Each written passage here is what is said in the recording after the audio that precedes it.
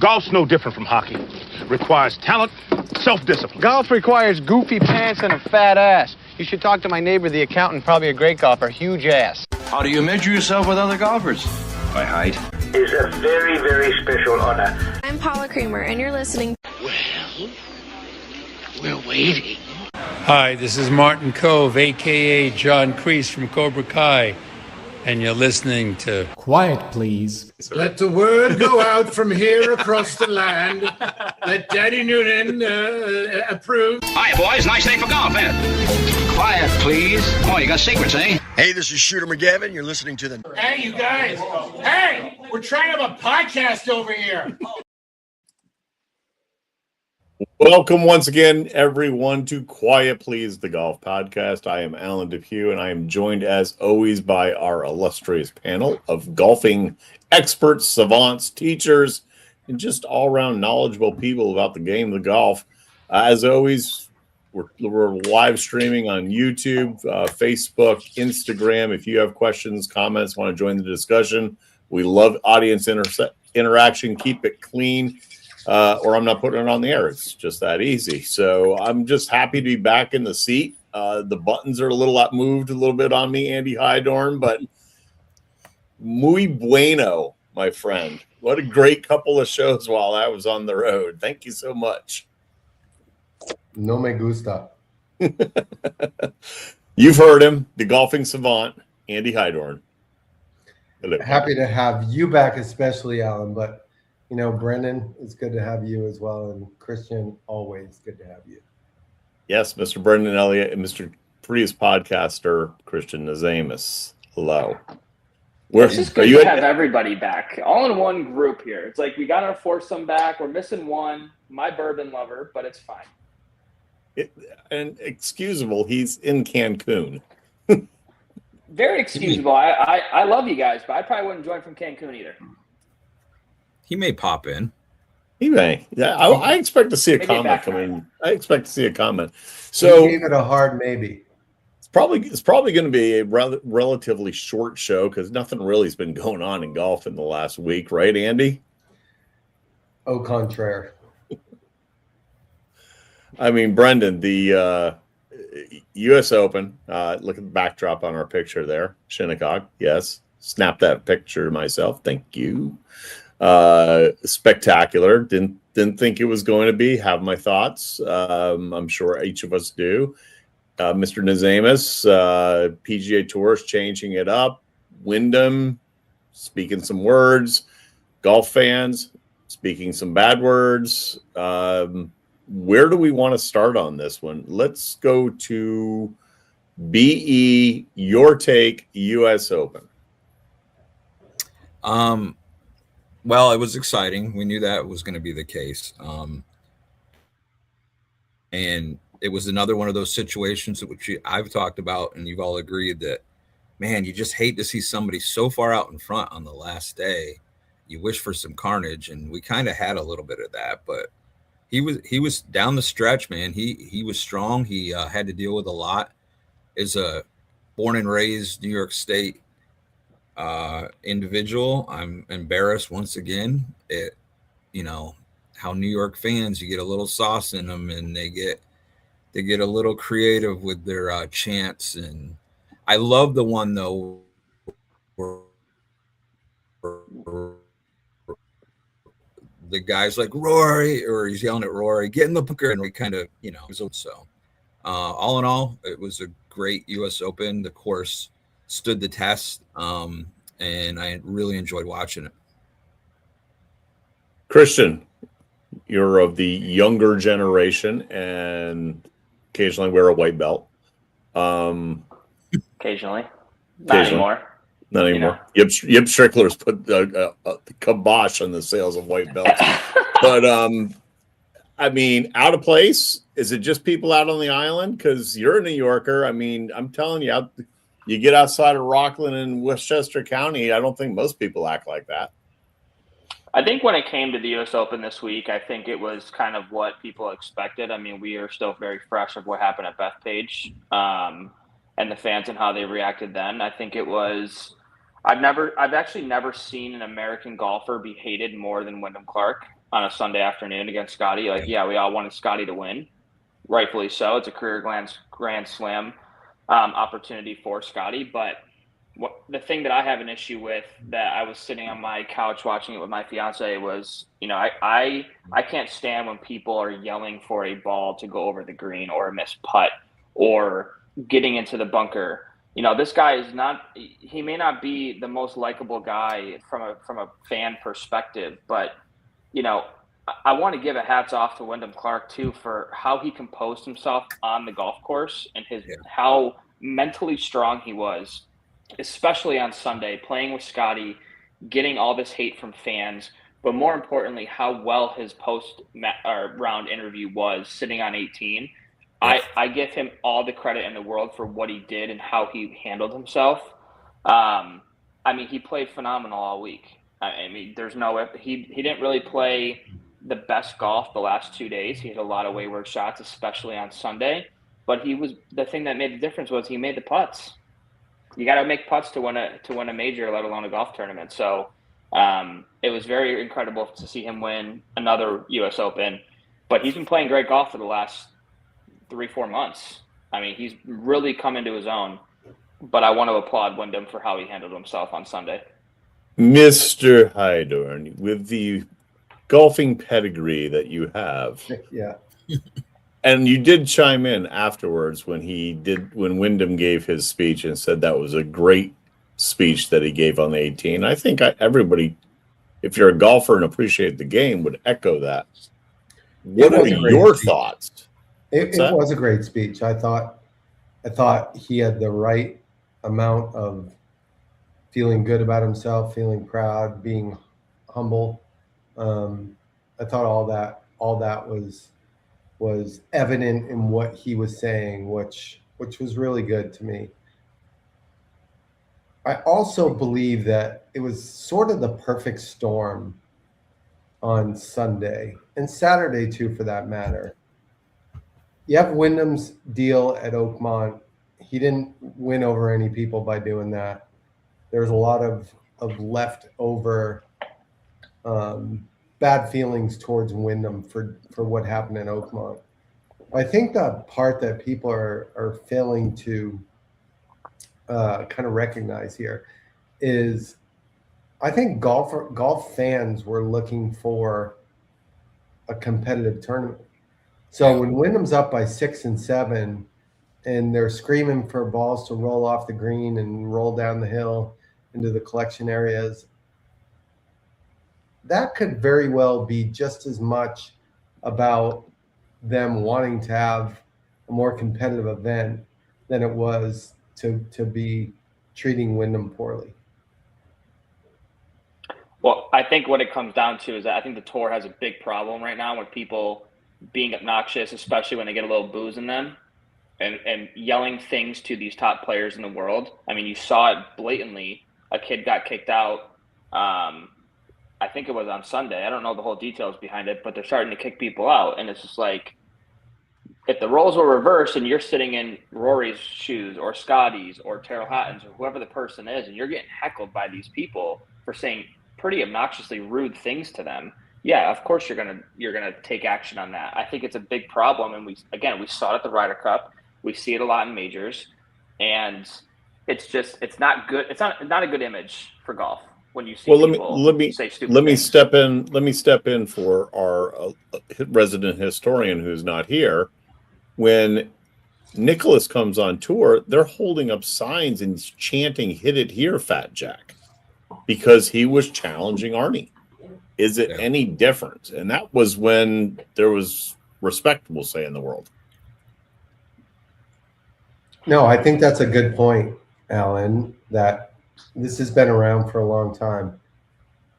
I also am pretty sure that the level of poor comments from the gallery and behavior during the week was not really at the level that it is at a Ryder Cup. Ryder Cups have a little bit more, nationalism going on, and there's a little bit more of that going on there. But behavior hasn't been great. It's something that really needs to check itself. And I don't know where we're going to go. The cat's out of the bag, and we continue to watch things get worse and worse as the years go by. Brendan, you said your thing about Rory. That was funny. That was really funny. Rory launches his tee ball, and this guy is going, get in the bunker, get in the bunker. And Rory looks over him, and he's like making gestures that he's got a fat gut. It was just funny. I tell you, I would just want to your point, there were more than one guy got thrown out. There were quite a few people that got tossed. I think kind of a bridge between Andy and Christian's thoughts. Look, I'm not a fan of Wyndham Clark. But I'm probably saying a lot of the same things when I'm sitting in front of the TV, knowing that I'm not there with Wyndham Clark right in front of me. So I understand people, like you said, Andy, don't want to see these blowout major championships. And it's just kind of them speaking out loud what most of us are thinking. But I think that's the problem. Like if I was at the tournament having those thoughts, I myself, or probably any one of us, would not say those things, and it's just the filter. People don't have filters. It's not necessarily the thoughts. It's just not having a filter. Great point. I know I would never say anything like that at a tournament. I would never cross that line, but I know for a fact that I'd be thinking it. Yep. Is this an extension of the waste management mentality? Absolutely. Yeah. But you know what? You look at Canada with the hole they have, like the rink. And the rink is different. Like it doesn't take it to that extreme. They have fun, but it just doesn't seem like that ever gets out of hand. Or maybe I'm missing it, and it does, but. Well, Canadians apologize for everything, so and they're just happy people. So that's just the reality. But actually, let's shift it a little bit and get to the golf itself. Yeah, I actually got a crazy comment. I'll get to that in a second. But it was a 6-shot lead that suddenly became a golf tournament, and we all did want that. We wanted somebody to come charging up the leaderboard, and you could make the and kudos to Clark with in some respects a sawed-off swing for 3/4 of the round, as he was just trying to punch it down the fairway and keep it in play. But he got the right draw on Thursday and took advantage of it, shot 64, and really didn't do anything else besides that. Andy? Yeah, he lost 2 strokes to par for the last 54 holes. He wasn't alone in doing that, but it just was one of those things where he did get the benefit of the draw. That beginning of the day, and most of the day on Thursday, was really tough. It was really windy, and it was very difficult. And the wind died at the end of the day. So there were and the greens were soft. There are quite a few guys that had the opportunity, but Wyndham's the only one that really took it and did something with it. Well, DJ shot 66 and Rom shot 68, right, on Thursday? Yeah. Gone. Wyndham took that saying that you can't win the tournament on Thursday and disproved it. I mean, he played solid golf, but not great golf Friday through Sunday, and had the phenomenal first round, as Andy was saying. And there was some other very low rounds out there. And, the other thing, the point that I wanted to bring up was, once again, we're seeing these young guys just not afraid of being in the arena. Some of these AMs and like Ben James got his first start as a tour pro in Canada, and there's just so Miles Russell. There's just so many good younger players, and they proved it this past week. So our kid who played in the game at our club ended up, Merrick Fleming, goes to South Carolina. He ends up making the cut. Yep. He shot 10 over for the tournament, which was super respectable. Beat a lot of great play. I think he tied Jordan Spieth. I mean, it's unbelievable, to your point, Brendan, just how good and how prepared some of these young players are. It just goes to show, too, where golf is as a whole. I'm looking at some of the stats, too, but one person in particular, like one has, again, I'm not discrediting Wyndham in any way, shape, or form. You played Shinnecock. You played amazing golf. He won that tournament. Like, arguably, I saw a lot of tweets going around that he won it on Thursday because all he had to do was coast the rest of the way in. But I also want to give a name, too, of a guy who, if he didn't shoot 8 over in the first day, I mean, he played exceptional golf for Shinnecock, and that was Joaquin Niemann. He was probably, arguably, outside of the first round, he was the best player in the tournament. He finished with 65, 72, 66. If he didn't have an 11 in the first round, who's to say that he's not hoisting the U.S. Open or the trophy at the end? I mean, to your point, let's raise that question. Justifiable penalty, BE, Andy? I don't think they do that enough. Like there's outbursts like this every week where somebody gets angry. And look, we're all golfers, we get it. But it's a little bit different when whether they want to be or not, they're examples to kids and everyday golfers. And I just think the tour doesn't do the tour, the PGA, the USGA. I just don't think they do enough in professional tournaments to tamper that down. You hear about something like this and it becomes big news only because it's not the norm. But there were several other examples, John Rahm and other people that should have been penalized. So was it okay to penalize? Absolutely. Was it spread out amongst everybody? It never is. And I don't understand that. So is it a consistency thing, Andy? I absolutely feel like it's way too arbitrary. I am not against, for 1 second, penalizing guys for having temper outbursts. I'm not opposed to that at all. But I don't ever remember another player being penalized, certainly not in a major, for poor behavior. I don't ever recall that being a thing. And it may be written down somewhere in code of conduct or whatever. But the fact that they called it on him when they've never really called it on anybody else, I think is complete bullshit. Yeah. And it just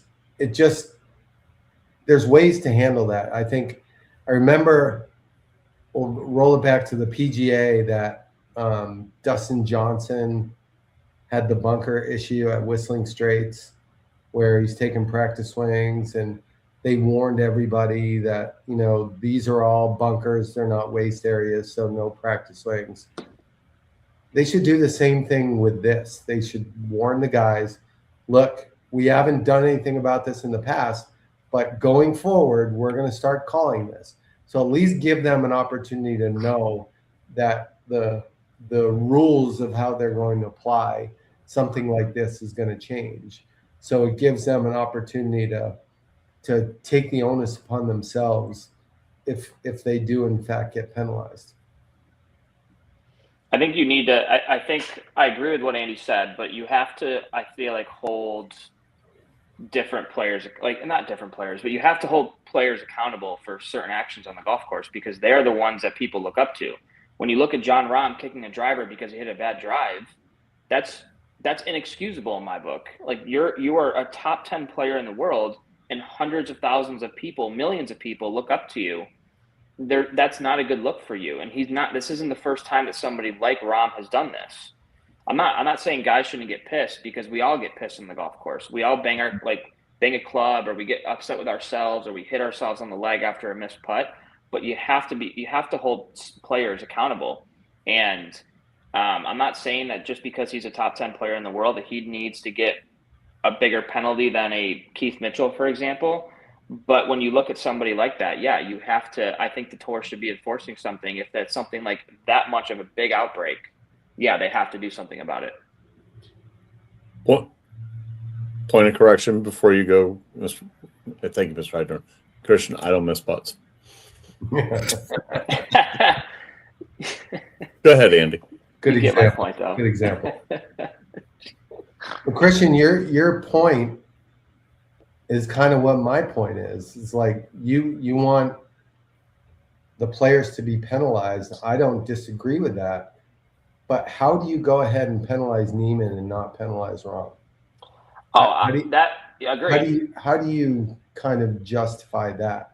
That's my issue. You can't be arbitrary in situations like this. You have to state your case beforehand, let the players know what the expectations are, and then if they fail to reach the standards of behavior, then they get penalized. But to out of the blue penalize Neiman for something that a ton of guys do all the time. Well, absolutely. I don't know. I don't have the specific time that the rule went into effect or when they started to do this, but how do you take out an irrigation head? and that's okay. Yeah. Yeah. I mean, how many times should Sergio have been penalized? Oh my God. No penalty. Yeah. You can enforce it by something where, when I look at other sporting companies like NBA, for example, if you have X amount of technical fouls, you are suspended, or you are, I don't know what the exact rule is personally, but like, I feel like if you did something, and it has to be on the caliber of what, I'm going to go back to Rahm, just because he keeps kicking his driver and acting like a little brat on the golf course at times.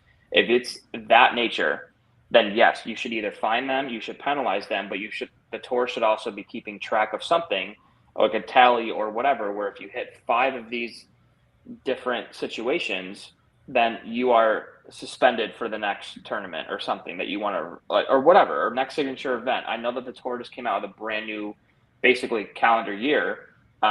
There has to be something that you have to hold these guys more accountable for, because if you don't, then they're never going to learn. Okay, that would have been sorry.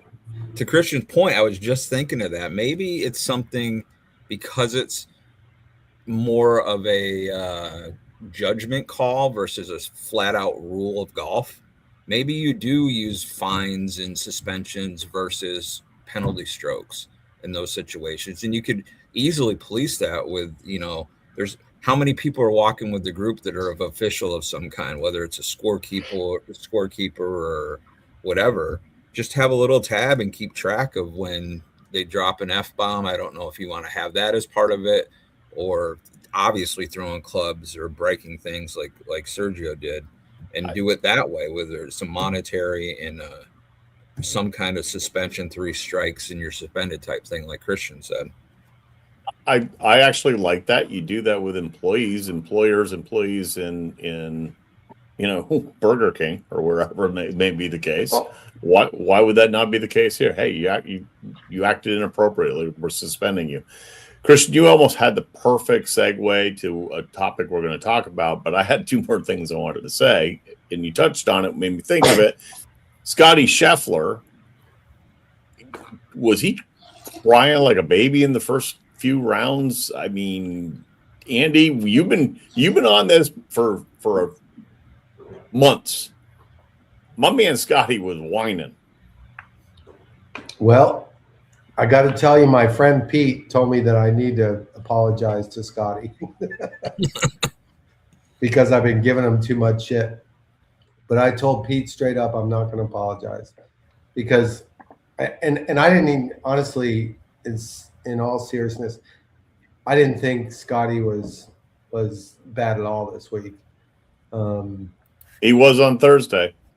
Yeah, I guess I didn't catch that, but I don't know. If there's ever an event that's going to bring out some of the frustration, or a lot of the frustration, it's going to be, a U.S. Open above and beyond anything else out there. So I don't know. I didn't really see a whole lot of bad Scotty this week. And then that leads in, you talk about the U.S. Open, that leads into my last question, which is, how good was Shinnecock? Lovely. I PE? love it. No, I think I wrote an article giving praise to the USGA with the forward thinking of, hey, this could really get out of control. Obviously, they know from past events at Shinnecock that it does get out of control there. So to have the greens mowed down to 10.5 to 11 because of the slopes and the wind, I think it was awesome and made the course play great. It's funny. I'm social media friends with an ex-tour player, not from this country, and I don't know what his name is, but he was writing on social media that he thought that Shinnecock was not very good at all. It was very average, and I was kind of shocked at what his take was.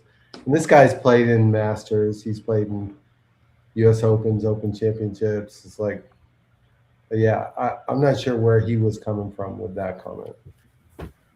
Well, the only thing I could say is there was not a lot of holes out there. It seemed like in the final round where they had a lot of short irons into these things.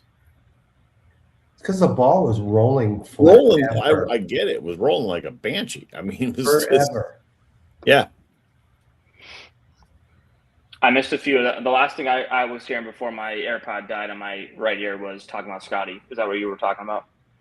Well, we did discuss Scotty. Would you like to share your view on Scotty? Shinnecock. Yeah, we just moved on to Shinnecock in general. Well, I think, again, if it comes down to what Andy said before my mic cut out, was that if there's a course, let alone a tournament, to bring the best out in one, your anger, your frustration, like whatever the case is, it's Shinnecock and it's the U.S. Open. I don't care where the U.S. Open is being played. It's one of the toughest tournaments, if not the toughest tournament that, is arguably on tour all season. And will Scotty win a U.S. Open? I'm fully confident that he will. I don't know what Scotty's been dealing with, but he's not the Scotty that we've been used to seeing. And I feel like when you look at Shinnecock itself on Sunday, especially, if Scotty makes a few of those putts in the back nine, we could be having a much different conversation than what we've been having so far.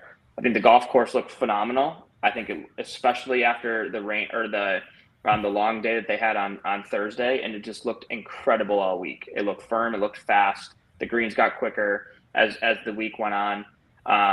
And only 3 players being under par. Those are my favorite tournaments to watch because it really shows a testament of how your mental capacity, how, being in every single shot, where you may not be in every single shot in a normal tour event like the Travelers or wherever else. You have to be fully locked in on your routines and everything else, especially at a major championship. Well, I think the thing I like about Shinnecock is the elements are so much into play. And I just want to share. Here's the future sites. I'm sure Andy knows them by heart, but 2027 Pebble Beach, 28 Wingfoot, back down to Pinehurst, Marion, which, okay, 2 out of those 4 are shorter by today's standards. Riviera, Pebble Beach again, Oakmont, Oakland Hills, Pinehurst again, Shinnecock in 36, Pebble Beach, the Country Club, Los Angeles Country Club, Marion, Pinehurst, Oakmont, Pebble Beach, Inverness, Pinehurst, Oakmont, Marion, Oakland Hills. Oakland Hills is like 2056 or something, right? Oakland Hills, the first time's 2034, and then again in 2051. Yeah, that's crazy. That is crazy. I mean, it's a lot of the same courses that you said. I mean, Pebble, Pinehurst, like. Well, I think that's their goal, right? They wanted to get the USGA wants to get to the anchor sites. They want to have the just like the PGA with their anchor site in Frisco. Joke. Joke. But I mean, some of these really. There's other good ones out there, don't you think, BE? First thing that came to mind was Aronimik after the PGA Championship. Why is that not in the rotation? Or God, Oak Hill. Was Oak Hill on that? Nope. No. Why? That's one of the greatest venues for major championships there is, as far as drama and having great finishes. I just feel like there's just so many more that they need to explore or go back to, ones that have been neglected for a long time. And I would advocate for, I get it. The U.S. Open traditionally is played in the Northeast or on the West Coast, but what about some? I mean, I know you're doing Pinehurst, but there's some other ones in the South that you could really have a great Open, Andy, right? I'm gonna be the contrarian here. I love the list, and I love the exclusivity of the list. It's to me, it's not only about how great the golf courses are; it's a logistics problem too.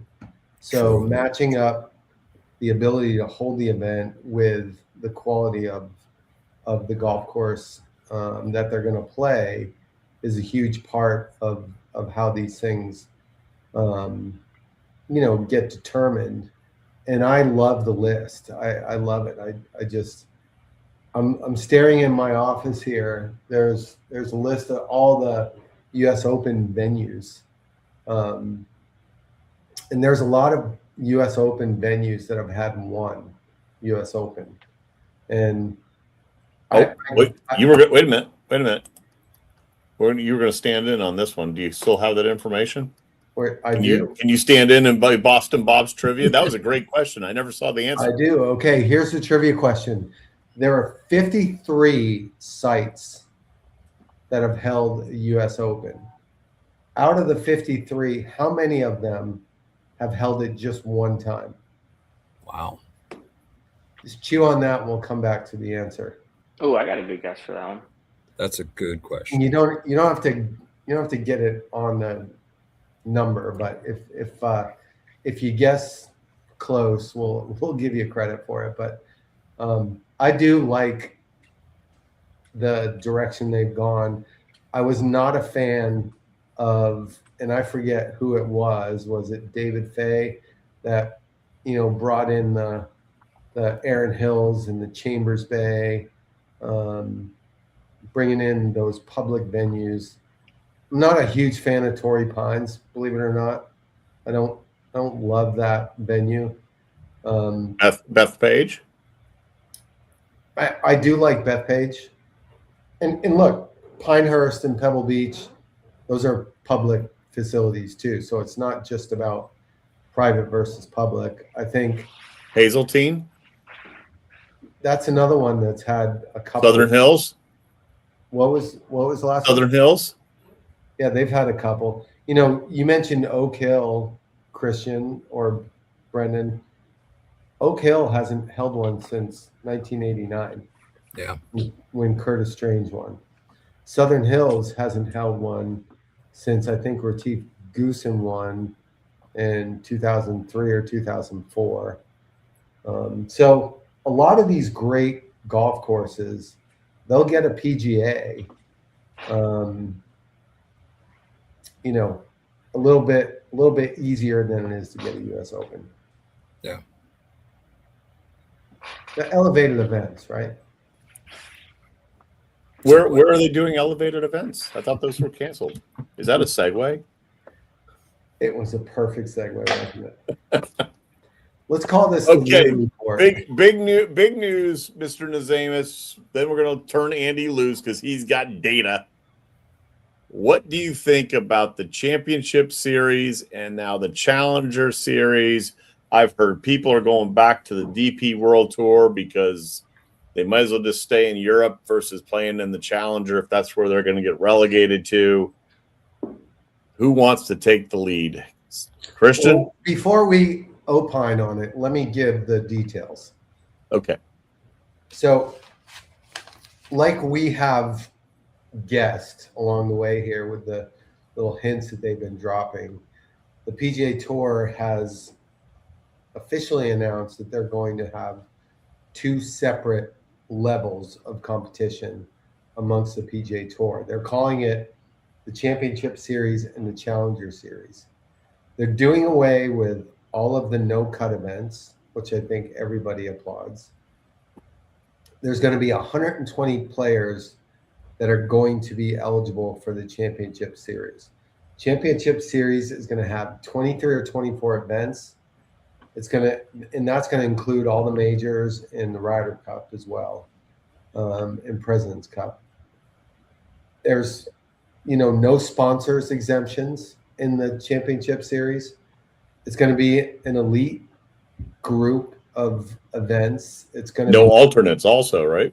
No alternates either. Right. It's going to be $20 million minimum purse. So that's our elite league, if you will. And then the Challenger Series is going to be 20 events. There's going to be 144 player fields, a minimum of $4 million purses. So a huge difference between the $20 million minimum of the Championship Series and the $4 million minimum of the Challenger Series. And then the other change that they talked about is turning the Tour Championship, two things, into match play, which I think is awesome, but we can, give our opinions on that a bit. The other thing is that they're going to rotate it away from East Lake, and they're going to rotate it to phenomenal venues that don't necessarily see a lot of tournament golf. So Seminole, Pine Valley. Little cliffhangers, kind of interesting enough right there. So, well, the first one about the Challenger Series, because I like and I loved everything that I heard about the press conference that came out. But for the Challenger Series specifically, does that mean the Korn Ferry now is going away, or is that just like a no? Okay, so the Korn Ferry They just became. They're now like AAA or AA baseball. Right. Gotcha. So the purse is then, because I know that if you win a Korn Ferry event right now, it's like $180,000, maybe $200,000. Is that purse going up, or is that the same? Or was there anything talked about it? I didn't watch the whole. There were no purse discussions about Korn Ferry that came out that I saw, but the dynamic exists that you will be able to enter qualifying for the Korn Ferry Tour and then earn your way up to the Challenger Series and then earn your way up to the Championship Series. The other piece that was interesting is at the end of the year, 20 players of out of the 120 players, 90 of those players will retain their Championship Series status. And then that opens up some room for people on the lower level to change leagues up and down. So did they say they could rise up and down in season though? Yes, by winning?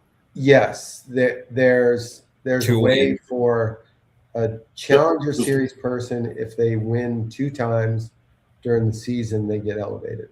So that's similar to what's in some ways taking place DP and or Korn Ferry. Korn Ferry right now. So just by the way, I threw that teaser out there. I just Googled. The average tour purse on the DP World Tour is $7 million. So if you're a Challenger Series guy at $4 million and you have European descent and you want to go back home, why wouldn't you? Well, which in turn will make that tour stronger. And that's what we talked about, right? Like this, if applied correctly, this is going to make the whole ladder stronger because people can move up, they can move down.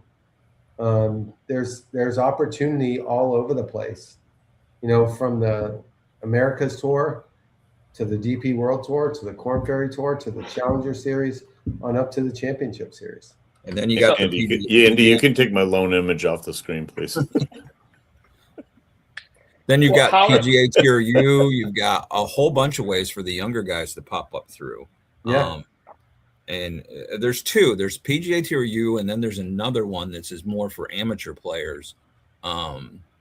But the other thing I wanted to note too was that the major championships still have their qualifying the way they've always had their qualifying. So that doesn't change at all, even though they're going to fall within the championship series. So, question over on our Instagram page from Derb Golf: 90 players retaining their status seems like they're protecting too many players. What say you, gents? I think Derb Golf's got a little screw loose going on, but yeah, there's 30 on this one. Because there's field. Go ahead. No, what did you say? Are you asking me? Did you not hear No, I'm me? asking BE. I thought I interrupted BE. Well, I mean, when you take the numbers, it's 120 in the field for Champion Series and 90 are keeping their card. I don't think that's too off from what it is right now. But there's also the factor that people aren't maybe taking into account that now with the two levels, we were just talking championship series where 90 guys keep it. You got a whole nother group of guys on the Challenger Series that fit into this that aren't necessarily going to lose their card. They're still going to have a place to play. It just may not be on the championship series.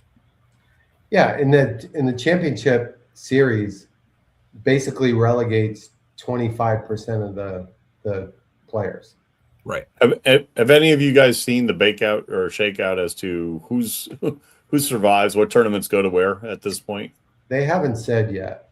But they did kind of throw out there about, the Florida's probably losing one, Texas is maybe losing one. Well, the John Deere's definitely. Yeah, it looks like it's spanned across Denver, New York, Philly, DC, Seattle, and San Fran. Yeah, but I think what they're trying to do is use this to leverage the negotiations with the sponsors. Yep. True. Yeah. So there's a $20 million minimum sponsorship level for the championship series.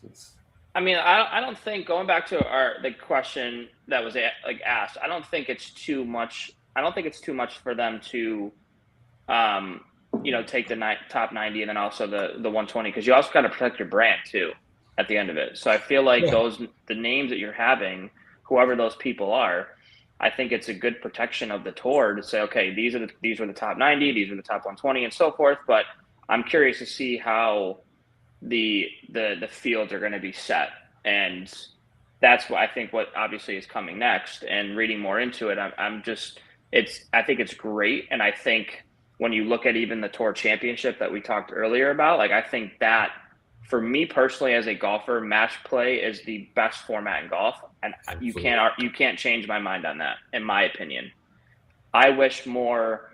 Like when I was in college, I wish we played more match play events. I think it really shows who you are as a golfer, in my opinion. And I think it means more. How about if you pare that down to only the top 16 qualify? Well, I wish they would, because I think do like a bracket or something. Yep. Yeah, I love the idea of the match play coming. A lot of people aren't going to like it, but I think it's something that, if it doesn't work, we can go back to normal, and we can go back to normal stroke play and so forth. But I'm not a huge fan. Stephen Ames would not like it if he was still out there. I'm not a huge fan of the current Tour Championship format of how you start X amount of under par and then you have to play 4 days. I'm not a fan of that whatsoever. But I do think that the match play coming, and going back to Dell Technologies, that was one of the best, in my opinion, one of the best events outside of the U.S. Open on tour. Yeah, except sometimes it can be a dud, right? If you get the right guys that get to the end, then it's a great event. But sometimes you don't get the right guys, and true. You lose the star power. Yeah, it's like you have like. But that's why if you take it down to 16, then you're probably getting the hottest 16. You should be getting the hottest 16 players. Yeah, you're not getting a pool of 64. You're getting a pool of 16. To your point, Alan. Right. But the other thing to me that I think is great about what they're doing here is the PGA Tour Championship Series goes from February to August. Yep. To me, a smaller number of events makes watching golf more interesting. To watch you can watch all the championship series events, right? I think that's one of the things that becomes evident as this thing plays out. To me, it just feels like less events is going to make those events more compelling to watch. All right. I'm going to throw a quick poll out here. We're all in the golf business. We all touch the business. We're all golfers. How many events do you watch in a year? I'm not. Are we talking start to finish, or I'm like not we're saying all scrolling 4 through? rounds, the whole thing, but that you can honestly say you make a concentrated effort to watch as much of that tournament as possible. This is easy for me. I watch at least over half of the events, personally. I watch. I think you're some kind of live golf every week. I watch, even if it's not PGA Tour, LPGA Tour, DP World. I gotta have it on in the background. That's just. Well, okay. I'm limiting it. Please don't no hate mail. I'm just, but of the men's tour, of the men's tour, since that's what we're talking about, how many events? And Andy, I saw you hold up 5, and I would say they're the majors plus the Players Championship, and I may throw in the Heritage in there a little bit, and I may watch a little bit of the Waste Management for the Carnage. But for like appointment, that's about it.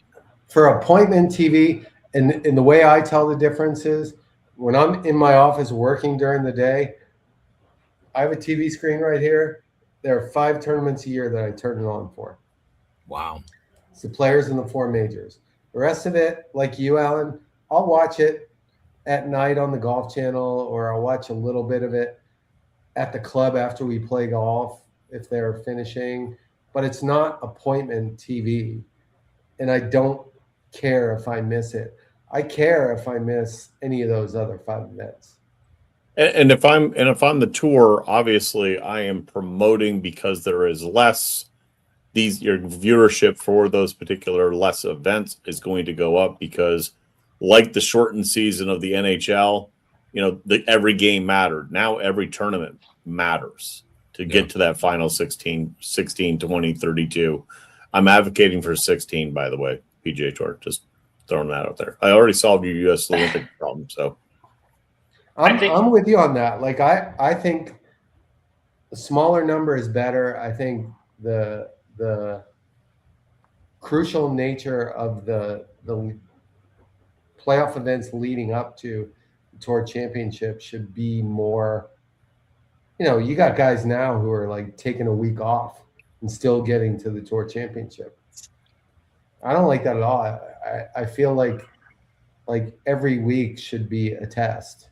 And you have to pass that test to move on. So, again, it's less events, more compelling because they're less events. To me, it makes me more interested and more willing to watch. Okay, one more time around the horn for Christian, BE on this topic. Christian, your thoughts before we move on? I agree with Andy. I think it's going to draw more viewerships when this whole thing gets rolled out for next season, and I think it's going to be exciting. But like for the current season, like for example, the Travelers this week, I'm a type of person where on a Saturday or Sunday, I'm going to sit down and watch that for a few hours to get some good coverage in. But obviously the majors are self-explanatory and same goes for the Players. But I would say your average golfer or golf nerd, if you want to call him that, would literally sit down and watch this for a couple hours a week. BE?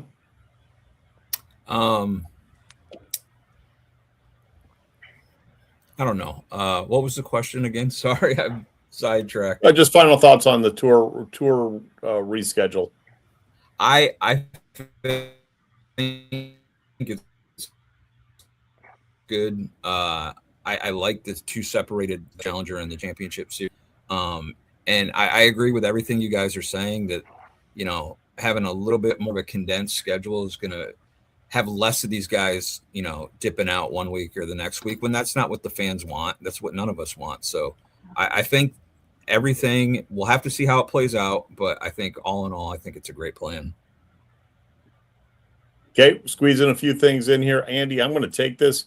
Andy Hydorn's live report brought tonight this week by myself. We have 0, like their bank account. Christian is Amos. Don't be that guy. Well, I said it already on the show, but my don't be that guy is don't be John Rahm. Don't kick your driver and look like a little 10-year-old out there when you're supposed to be a professional. The minute you are a professional, regardless of what sport you play, you always are held to higher standards. And it's just a life that he chose, and there's just no need for it. And there's certainly no room for it in the game of golf today. Can Can we throw an alternate don't be that guy out there too? Yeah, sure. I don't know if you guys have seen, there's some stuff going around social media saying that Wyndham cheated on the ninth hole on Sunday because he was tamping down the grass behind his ball. But there's so many people now on social that are just so willing to throw a pile of shit at the board and see what sticks, and getting lots of activity, lots of comments, but it's irresponsible. And I'm tired of people just fishing for engagement. And I thought you were going totally in a different direction, because I'd like to change this to don't be that girl, because also going around social is Wyndham Clark hates Baker Mayfield. And why? Because his girlfriend at that time allegedly cheated with Baker Mayfield. So lots of cheating going on and allegedly around Mr. Clark. That's what I'm going to say. Okay. Do you want to chime in one last time here? What is the answer? My guess is 15 one-hit wonders that held the U.S. Open. Okay. I did not look that up. The question is, so Derb Golf, if you're still listening, tell us your answer. Tell us your guess. Hang on. Let's see if. But the question is, out of the 53 venues that have hosted a U.S. Open, how many have hosted only once? I'm saying 15. 7. Alan says 15. Brendan says 7. Oh, are we saying how many? Oh, total venues. I'm going to say. Have hosted just one time. That have hosted it just one time. I'm going to say 5. How about 28? Oh, wow. Way off. Yeah. Because in the early years, there was probably a lot, right?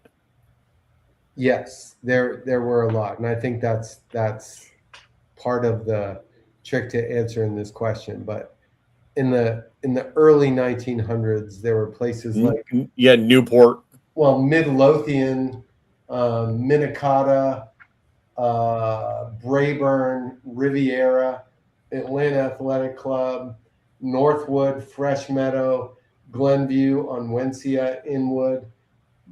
These are all great clubs. All of them mostly in the Northeast or Chicago area that have hosted one time. All right. 18th green. Mr. Nazamus. First, really an only final thought for me tonight, outside of everything that I've said on the show, is that I want to give a big congrats to a older podcast guest on the show, Alex Tuck, signing a big contract with the Washington Capitals today. $10.5 million over 8 years. Super stoked for him. Super happy.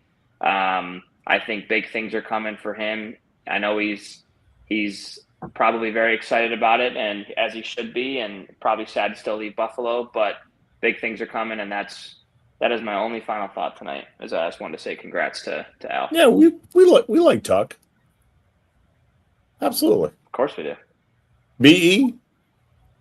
Looking forward to Hazeltine this week for the women's KPMG PGA.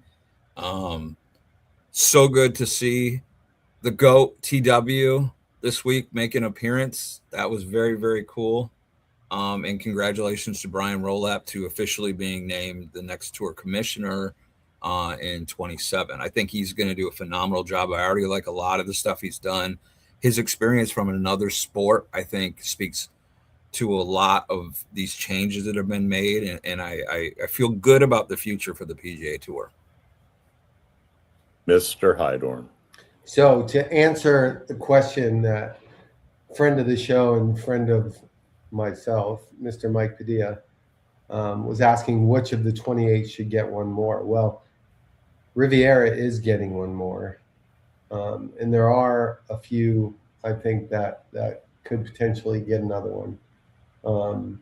But yeah, It's an interesting question.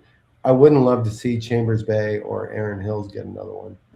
And there's a bunch of others out there that are just kind of time has passed them by. But my final thought here is one of the interesting developments in the way they broadcast golf now is they do these featured groups. So because I'm involved in these pools, I'll pick a certain player, and if you're lucky, if he's in one of the featured groups, you can watch him hit every shot in a round of golf. And the thing that is so incredible, like you're watching Wyndham Clark come down the stretch, and yeah, he hit a couple bad shots, but he's swinging great, and Sam Burns is swinging great. Matt Fitzpatrick was my first pick in this pool, and I watched him play a couple of rounds every shot. My God, did he hit some horrible golf shots. Oh, yeah. Like horrible golf shots. Like way offline, way, right, way left. I mean, it was unbelievable how many bad golf shots that he hit. And this is not a criticism of Matt Fitzpatrick. It just kind of points out that the guys who are Matt Fitzpatrick ended up finishing top 20, I think. So it's not like he's out there missing the cut, but not all these guys hit it like, you think they do all the time. And the second part of this is the way that they get the ball in the hole after they hit bad shots is just off the charts impressive. Yep. My final thought is I'm going to leave you with I want to strike fear in you by throwing out these venues. PGA Frisco, 27. Olympic Club, 28. Baltusrol, 29. Southern Hills, 30. Congressional, 31. 32, it's back to Southern Hills again. Bethpage in 33. Frisco in 34. And Oak Hill in 35. Be ready for the PGA Championship at those venues. Yeah, I think the interesting thing there is a lot of those are in the warmer areas, with the exception of Oak Hill. But having the PGA Championship in May in the north is risky. So to me, like the Southern Hills. Well, they got Bethpage on. Bethpage is on that list. Yeah. Yeah. Cold mornings. Cold mornings. Again, a lot of those are in kind of the middle of the country, which I think is good. Yep. Until next week, boys. It's been a pleasure as always. Ciao.